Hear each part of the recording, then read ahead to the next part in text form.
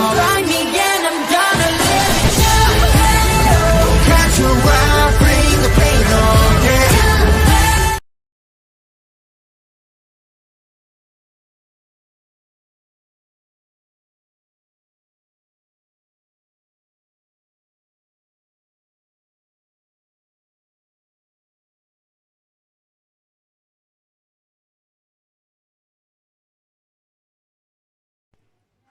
السلام عليكم ورحمة الله وبركاته. ازيكم حبايبي؟ عاملين ايه؟ معاكم منى امين. تعالوا النهاردة نعمل الجلاش الخطير ده بطريقة سهلة جدا وبسيطة. بصي مورق ازاي، وليه سر كده عشان يطلع معاكي مورق كده وطعمه حلو وشكله وكل تفاصيله حلوة الصراحة، يستاهل التجربة. طبعا الفراخ المشوية هتلاقي طريقتها هنا على القناة، منزلة التتبيلة بتاعتها.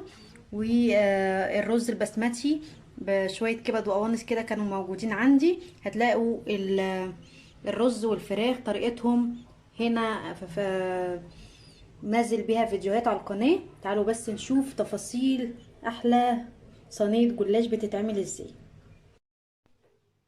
وندخل على المقادير يا بنات. مقاديرنا سهلة جدا وبسيطة، وفي تكاية كده في النص هقولك عليها تعمليها عشان يطلع معاكي الجلاش مورق وطعمه وشكله وكل حاجة حلوة. معايا لفة جلاش طازة، وطبعا اللحمة المفرومة معصجاها وحاطة عليها جزراية وطماطمايه، ده لو حابة. ومعايا سمنة سايحة. طبعا الوش هنزينه مع بعض، بس انا عايزة اقول الخطوات الاول هنعمل ايه. بسم الله الرحمن الرحيم. هندهن كده اهو. كتير مننا بيشتكوا ان هو بيطلع يا اما ناشف يا اما مش مورق، فانا حبيت اوريكم تجربتي مع الجلاش لاني انا وولادي بنحبه قوي. بسم الله الرحمن الرحيم. هنعمل كده، نسيب دي كده تمام. انتوا شايفيني كده اهو تمام ماشي. ندهن بين كل ورقة وورقة سمنة او زبدة، دي اللي متاحة عندك. دي نحطها برضو، مش عايزين نرمي منها حاجة خالص عشان تدينا نتيجة حلوة قوي اهو. انا هشيل كده اللحمة على جنب عشان اوسع مكان. بصي كده اهو.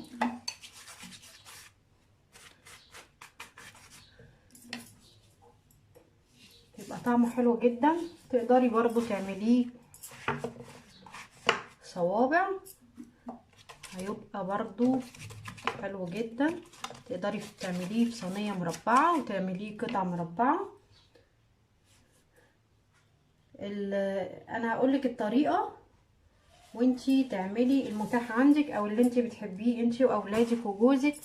طبعا كل واحد يبقى ليه طريقة، بس الطريقة دي فعلا هوريهولك في الاخر شكله عامل ازاي، وبيبقى طعمه في منتهى الجمال. بالنسبة للحشوة بقى، الحشوة المتاحة عندك تقدري تعمليها.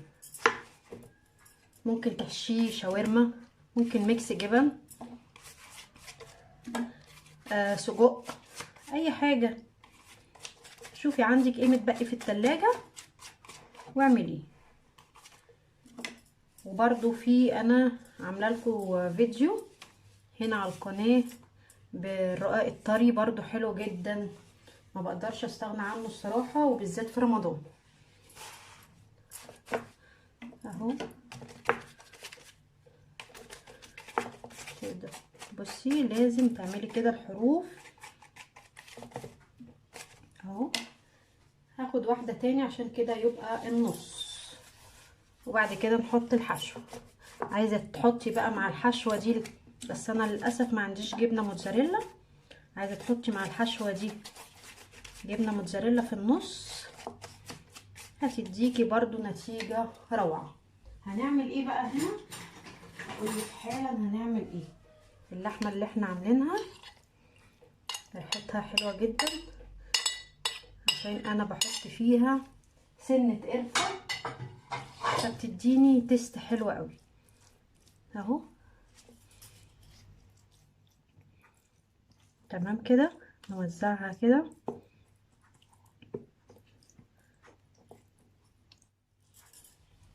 اهو. وهبتدي اكمل، بس هقفل دول كده على الحشوة وهدهنهم سمنة،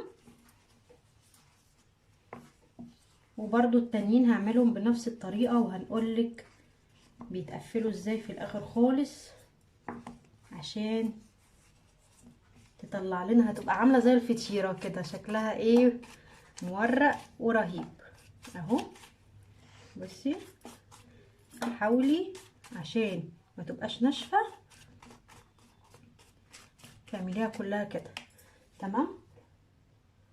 انا طبعا هحضرها دلوقتي، احنا لسه الصبح وديت اولادي المدرسة،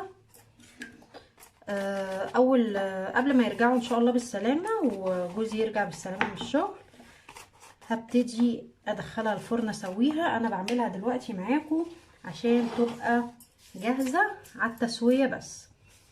وطبعا هنقول في اخر الفيديو قبل ما ادخلها كده الفرن هنعمل ايه على الوش وهنحط ايه عشان يبقى شكلها حلو على الوش.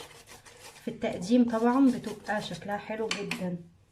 هكمل بقية الطريقة واوريكي قبل ما اقفلها هيبقى شكلها عامل ازاي. اهي يا بنات بعد ما عملتها تمام، انا كده هقفل تاني اهو كده،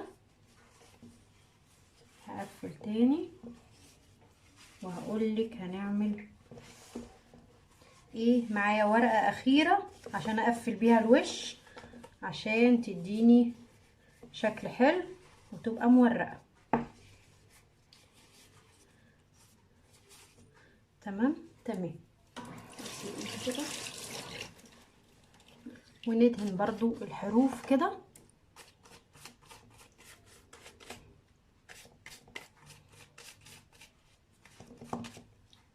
بيبقى طعمها حلو قوي طبعا. واحنا داخلين كل سنة وانتم طيبين على رمضان. عايزة بقى تضاعفي الكمية تعملي صينيتين لو عندك عزومة، بتنفع جدا مع الاكل.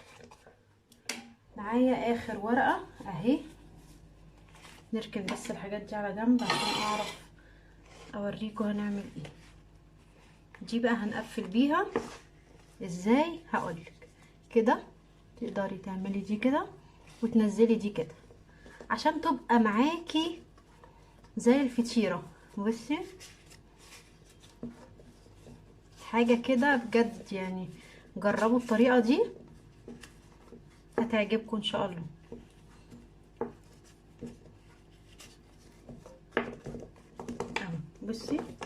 بصي متقفلة حلو جدا.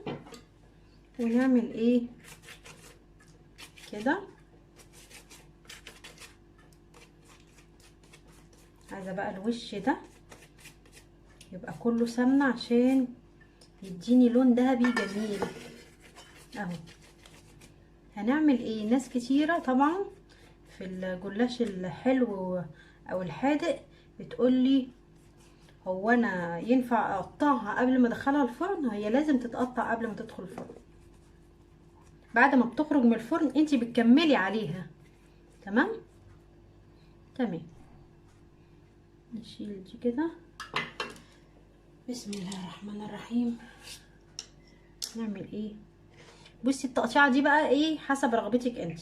انا بحبها ايه مثلثات كده اهو، بس حاولي بالراحه عشان ما تتقطعش منك. وهنحط على الوش ايه يا بنات، ده بقى ايه الشكل الجمالي اللي هقولك عليه. بس طبعا انا هشيلها دلوقتي هغطيها مش هسويها دلوقتي. هنحط شوية سمسم وشوية حبة البركة، بتبقى شكلها رهيب، حاجة كده تفتح النفس تمام.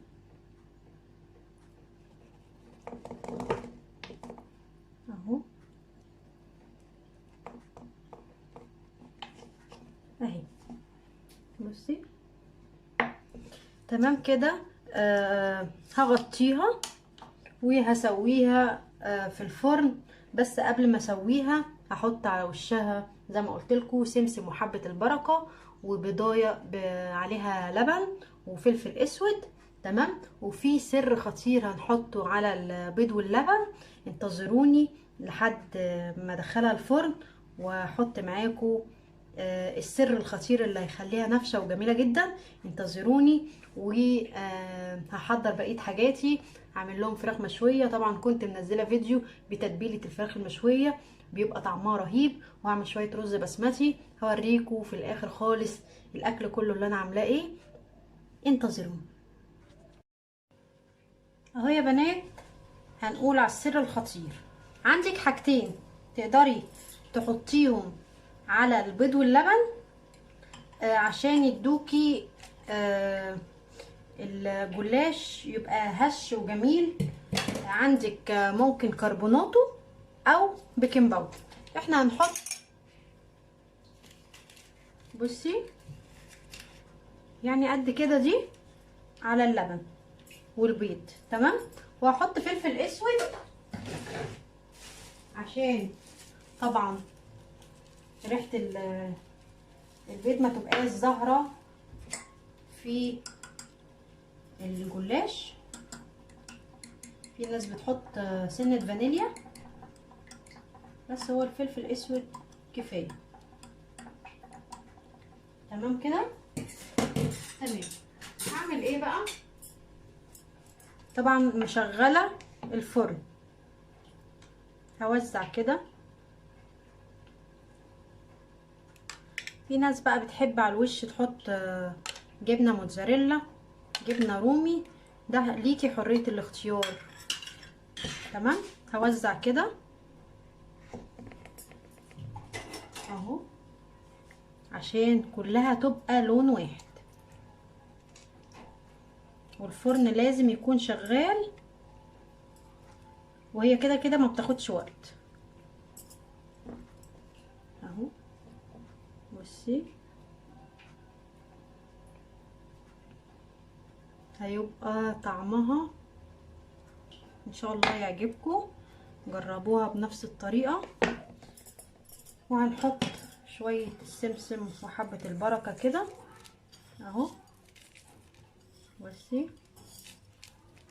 بتدي شكل، ممكن تستغني عن الخطوه دي بس هي بتدي شكل حلو اهو. وندخلها الفرن ونطلعها نقدمها نشوف شكلها عامل ازاي بعد ما تستوي.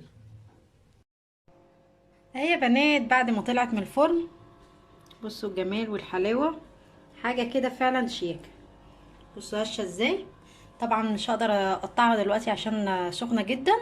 هوريها لكم في اول الفيديو هي متقطعه وهوريكم انا عملت معاها ايه. جربوا الطريقه دي بجد هتعجبكم. وما تنسوش اللايك والشير للقناه وتفعيل الجرس عشان يوصل لكم كل جديد. كنت معاكم منى امين والسلام عليكم ورحمه الله وبركاته.